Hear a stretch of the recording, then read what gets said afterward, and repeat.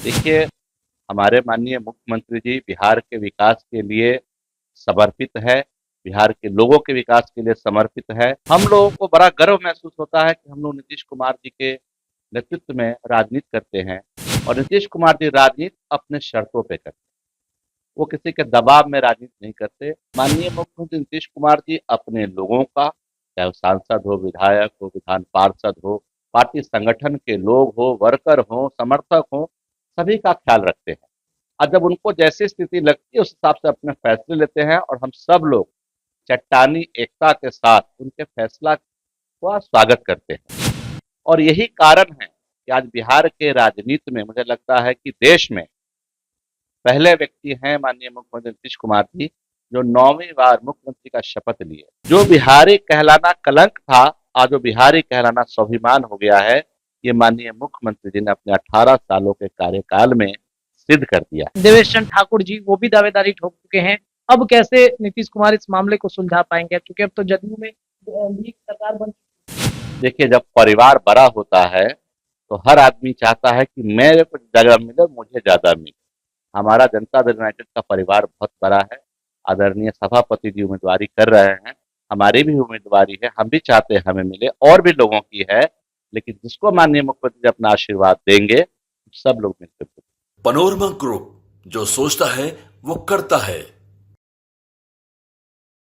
नमस्कार, भारत लाइव देख रहे हैं आप। बिहार में अब सरकार बदल गई है। सत्ता परिवर्तन होने के साथ बिहार की राजनीति भी कई तरीके से बदलाव लेते हुए नजर आ रही है।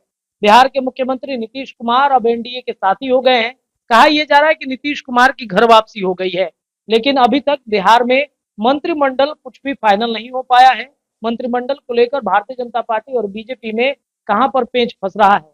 लगातार जदयू के नेता हो या फिर भारतीय जनता पार्टी के नेता मुख्यमंत्री आवास से लेकर दिल्ली तक फोन पे फोन कर रहे हैं। मंत्रिमंडल विस्तार को लेकर चर्चाएं चल रही हैं, लेकिन जदयू के कई नेता अब कहीं ना कहीं सहज होते हुए दिख रहे हैं। जो चर्चाएं चल रही थी कि जदयू के कई दिग्गज नेताओं की असहजता महागठबंधन में बढ़ रही थी, उन्हीं में से एक लगातार चर्चाएं जो है वो कई नेताओं की होती है। हमारे साथ तमाम विषयों पर बातचीत करने के लिए जदयू से एमएलसी रामेश्वर महतो जी मौजूद हैं। सर, नीतीश कुमार अब एनडीए में आ गए हैं, सहजता आप लोगों की बढ़ गई है। देखिए, हमारे माननीय मुख्यमंत्री जी बिहार के विकास के लिए समर्पित है, बिहार के लोगों के विकास के लिए समर्पित है और बिहार की उन्नति हो उस राह पे काम करते हैं। उसके लिए और एक बात और बताना चाहता हूँ, बहुत लोग अलग अलग बात बोलते हैं, हमें कहना चाहते हैं। अभी हमारे साथी बैठे थे तो कह रहे थे कि नीतीश कुमार सभी के हैं और उस सभी के लिए काम करते हैं। बिहार में कोई जात धर्म देख के, ऊंच नीच देख के उनका काम नहीं, उनका काम सभी वर्ग को कल्याण करने के लिए है और इसीलिए नीतीश कुमार सभी के। और जो बात अब सहजता की कह रहे हैं और असहजता की कर रहे हैं, हम लोगों को बड़ा गर्व महसूस होता है कि हम लोग नीतीश कुमार जी के नेतृत्व में राजनीति करते हैं और नीतीश कुमार जी राजनीति अपने शर्तों पे करते हैं। वो किसी के दबाव में राजनीति नहीं करते। उनका जो बिहार के लोगों के साथ या बिहार के उन्नति के लिए जो उनका सोच है, उस पे वो काम करते हैं। इसलिए हम लोगों को बड़ी गर्व है इस बात के लिए। और सहजता और असहजता, नीतीश कुमार के नेतृत्व में काम करना है, वो तो कोई मैटर ही नहीं।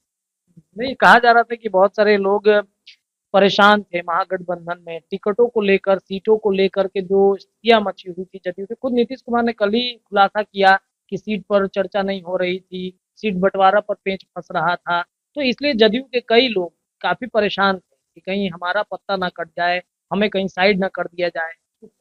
माननीय मुख्यमंत्री नीतीश कुमार जी अपने लोगों का, चाहे वो सांसद हो, विधायक हो, विधान पार्षद हो, पार्टी संगठन के लोग हो, वर्कर हो, समर्थक हो, सभी का ख्याल रखते हैं और जब उनको जैसी स्थिति लगती है उस हिसाब से अपने फैसले लेते हैं और हम सब लोग चट्टानी एकता के साथ उनके फैसला का स्वागत करते हैं। और यही कारण है कि आज बिहार के राजनीति में मुझे लगता है कि देश में पहले व्यक्ति हैं माननीय मुख्यमंत्री नीतीश कुमार जी, जो 9वीं बार मुख्यमंत्री का शपथ लिए। पहले व्यक्ति हैं जिन्होंने इतने लंबे कार्यकाल तक मुख्यमंत्री रहने का बिहार में जिनको सौभाग्य मिला और जनता का प्यार और जनता का प्रेम उनके प्रति है। आदरणीय मुख्यमंत्री जी, स्वर्गीय कर्पूरी ठाकुर जननायक कर्पूरी ठाकुर के राह पे चलते हैं। जननायक कर्पूरी ठाकुर के सपनों को बिहार में साकार किया है, इसलिए कहीं कोई घबराहट नहीं, कहीं कोई चिंता नहीं, और हमारे लोग कहीं असहज नहीं है, सबको विश्वास है नीतीश कुमार पे।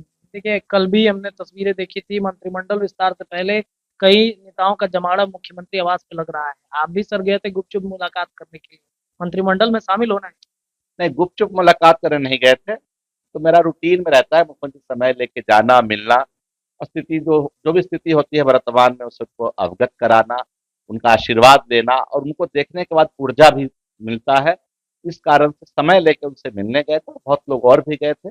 नया सरकार बना है, हर आदमी उनको जाके बधाई शुभकामनाएं दे रहे हैं, हम भी उनसे आशीर्वाद लेने गए। मंत्रिमंडल विस्तार में आपका भी नाम चर्चा में है कि आपको भी नीतीश कुमार बड़ी जिम्मेदारी दे सकते हैं, क्योंकि आप सच्चे सिपाही हैं। नीतीश कुमार का सच्चे सिपाही है, और सिपाही को जहां नेता चाहते हैं, जैसे चाहते हैं, वैसे उनको खड़ा रहना होता है। हम लोग खड़े हैं उनके साथ। जहां तक मंत्रिमंडल की बात है, ना हम लोग लाइन में है, ना ऐसी कोई मांग। मतलब मिलेगा तो मौका मिलेगा। सिपाही है, जो हथियार पकड़ाया जाएगा उसको चलाएंगे, उसमें कोई अच्छा दिक्कत सर, अब परिस्थितियां बदल गई हैं। दिल्ली में जब नीतीश कुमार महागठबंधन की सरकार में थे, तो दिल्ली में सांसदों के साथ एक बड़ी बैठक हुई थी। कई सांसद नीतीश कुमार को बार बार बोल रहे थे कि सर यहाँ मत रहिए, अब चलिए, पुराने घर में वापसी है। आपके भी नाम की चर्चा चलती है कि आप भी नीतीश कुमार को लेकर के कह रहे थे कि नहीं नहीं, अब वापस लौट जाना। है। देखिए, अब दिल्ली में के मीटिंग में तो मैं नहीं था, लेकिन हाँ, ये बात जरूर है कि जो परिस्थिति होती है, परिस्थिति के हिसाब से जो जमीनी हकीकत होता है, जो गांव में खास करके आप देखेंगे कि गांव की राजनीति, गांव के लोगों की राजनीति माननीय मुख्यमंत्री करते हैं, गरीब गुरबा की राजनीति करते हैं। तो जो गरीब गुरबा, दलित, पिछड़ा, अति पिछड़ा, वंचित लोगों की जो बात होती है, विचार होती है, हम लोगों का काम रहता है वहां तक, साहब तक पहुंचाना, माननीय मुख्यमंत्री तक पहुंचाना, और वो सुनते भी हैं और सबके लिए निदान भी करते वहाँ क्या दिक्कत हो रही थी महागठबंधन? हैं। बस ऐसी कोई दिक्कत नहीं। मैंने कहा ना, माननीय मुख्यमंत्री नीतीश कुमार जी अपने शर्तों पर राजनीति करते हैं। 2015 रत्नेश जी, आपको याद होगा कि जब पहला उन्होंने 7 निश्चय योजना का घोषणा किया, 2015 में हम लोग महागठबंधन की सरकार में, बाद में हम एनडीए में भी गए, तो हमारा उद्देश्य, माननीय मुख्यमंत्री जी का उद्देश्य, वो 7 निश्चय योजना को जमीन पे उतारना था। तो एनडीए के सरकार में भी उन्होंने उतारा। फिर हम महागठबंधन में वापस गए, 7 निश्चय 2 हमने, एनडीए के सरकार 2020 में बनी, तो उस वक्त 7 निश्चय 2 की घोषणा मुख्यमंत्री जी ने की, और अब महागठबंधन में भी हम गए। तो शर्त हमारा यही था कि बिहार को विकसित राज्य की तरफ ले जाना है, लोगों को नौकरी देनी है, रोजगार देना है, इंडस्ट्री आनी है। तो माननीय मुख्यमंत्री जी बिहार के विकास के समर्पित हैं, और माननीय मुख्यमंत्री जी उसी आधार पर राजनीति करते हैं, साथ किसी का। 7 निश्चय टू की योजना पर नीतीश कुमार ने नौकरी दी। तेजस्वी यादव कहते हैं कि नौकरी हमने दिया है। नीतीश कुमार देखिए, तेजस्वी यादव जी, आदरणीय तेजस्वी यादव जी दूसरी बार डिप्टी सीएम रहे, और माननीय मंत्रीगण जितने भी हैं, सभी माननीय मुख्यमंत्री जी के अधीन होते हैं।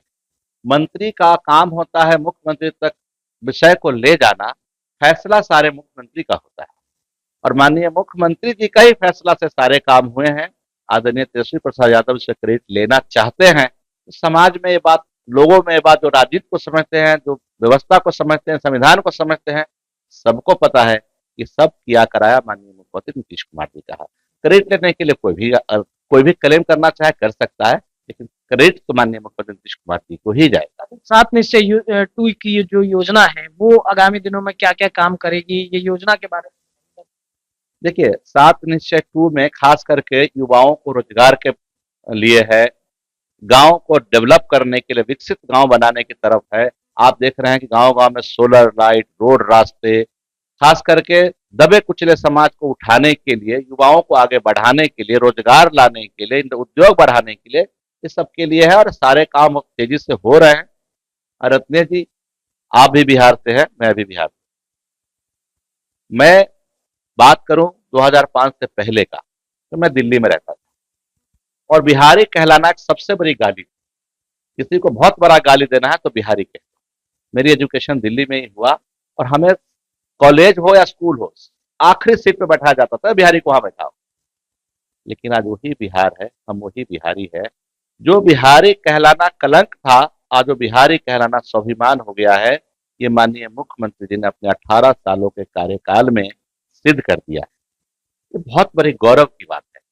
कोई कह सकता था कि बिहार में मैरिन ड्राइव जैसा जगह बनेगा, कोई सोच सकता था कि बिहार के किसी भी कोने से आप 5 से 6 घंटे में पटना पहुंचेंगे, कोई सोच सकता था कि इतनी संख्या में नौकरियां बिहार में दी जाएंगी। कोई नहीं सोच सकता था जो काम बिहार में हुआ है। पर्यटन के क्षेत्र में जो बिहार ने उन्नति की है, वो सोच से परे है। कोई बाहर से आदमी आता है तो ये सोच के आता है, डरावना बिहार के बारे में खौफ लेके आता है, और यहाँ से जाता है तो कहता है 10 आदमी को फोन करता है कि बिहार तो आप देखने जैसा हो गया। ये मेरे साथ खुद हुआ है, मेरे जान पहचान के लोग आए, मैंने उनको वाल्मीकि नगर, राजगीर, नालंदा, वैशाली, सीतामढ़ी घुमाया, कहते क्या स्वर्ग जैसा बिहार बन रहा है। ये सब माननीय मुख्यमंत्री नीतीश कुमार जी का। चलिए अब 2024 के चुनाव की तरफ बढ़ जाते हैं। 24 का चुनाव है, कई सांसदों के टिकट पर संकट मंडरा रहा था, अब मुझे लगता है कि वो स्थिर हो गए हैं। आप भी तैयारी कर रहे हैं और आपके भी चर्चा खूब चल रही है कि आप सीतामढ़ी सीट से लड़ रहे हैं। सीतामढ़ी सीट को लेकर एक तरफ जदयू के ही विधान परिषद के जो अध्यक्ष हैं देवेश चंद्र ठाकुर जी, वो भी दावेदारी ठोक चुके हैं। अब कैसे नीतीश कुमार इस मामले को सुलझा पाएंगे, क्योंकि अब तो जदयू में एनडीए की सरकार बन। देखिए, जब परिवार बड़ा होता है तो हर आदमी चाहता है कि मेरे को जगह मिले, मुझे ज्यादा मिले। हमारा जनता दल यूनाइटेड का परिवार बहुत बड़ा है। आदरणीय सभापति जी उम्मीदवारी कर रहे हैं, हमारी भी उम्मीदवारी है, हम भी चाहते हैं हमें मिले, और भी लोगों की है, लेकिन जिसको माननीय मुख्यमंत्री जी अपना आशीर्वाद देंगे सब लोग मिलकर। मतलब अब लड़ाई नहीं होगी। लड़ाई लड़ाई टिकट से पहले होती है। टिकट मिलने के बाद तो आदेश मिलता है कि इनको दिया गया है।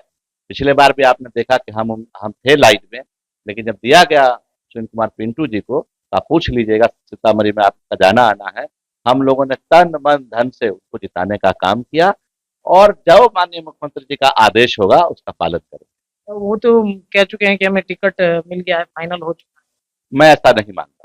माननीय मुख्यमंत्री जी को मैं बाकी लोगों से शायद ज्यादा जानता हूं, मैंने उनको बचपन से देखा है, ऐसे किसी को फॉल्स कमिटमेंट नहीं करते, समय आने पे ही अपना फैसला देते हैं। तो कोई कह रहा है तो मुझे नहीं पता किस आधार पे कह रहा है, लेकिन हमारे माननीय मुख्यमंत्री जी ने अभी तक किसी को नहीं कहा। दिल्ली में जाके वो फाइनल करा। अब मुझे इस बात का ज्ञान नहीं है, मुझे इस बात का पता नहीं, वो अपने से कह रहे हैं, कहने की। चलिए, बहुत बहुत धन्यवाद सर, तमाम विषयों पर हमारे साथ बातचीत किया है। और जिस तरीके से सीतामढ़ी सीट को लेकर के स्थितियां बनी हुई थी, अब चूंकि एनडीए गठबंधन की सरकार बन गई है, रामेश्वर सर कह रहे हैं कि आने वाले वक्त में पता चल जाएगा किसको क्या टिकट मिल रहा है, कहां से चुनाव लड़ने की तैयारी की जा रही है, और परिस्थितियां क्या बनेगी उस पर हमारी निगाह बनी रहेंगी। फिलहाल इस खबर में इतना ही, जुड़े रहिए भारत लाइव के साथ। बहुत पनोरमा ग्रुप, जो सोचता है वो करता है। अगर ये वीडियो पसंद आई और वह बिहार के राजनीति और बिहारियत से सरोकार रखेनी तो सब्सक्राइब बटन दबा के चैनल के सब्सक्राइब कर ली। ओजे एगो घंटी बा, ओकरा बटन दबा देला से कुल सटीक और मारक खबर रुआ मुफ्त में मिल जाई। अगर रुआ पत्रकारिता के हमनी के नया प्रयोग में सहयोग कर चाहतानी तो ज्वाइन बटन दबा दी। पेटीएम नंबर नोट कर ली 9386816700। धन्यवाद।